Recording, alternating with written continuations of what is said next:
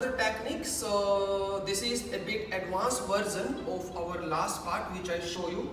So this time we'll go a bit more hyper spine flexibility. Come on, the same.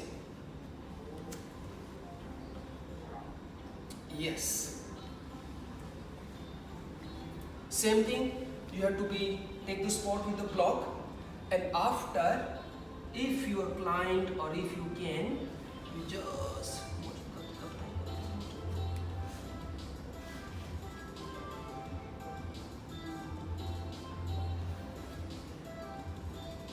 yes, and let them hold that.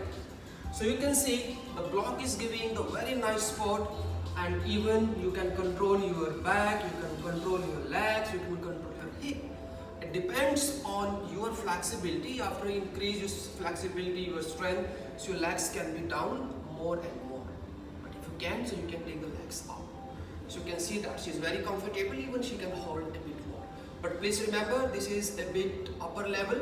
So first you clear your first step, second step, third step, and then come on the next step. I hope you understand. Thank you very much.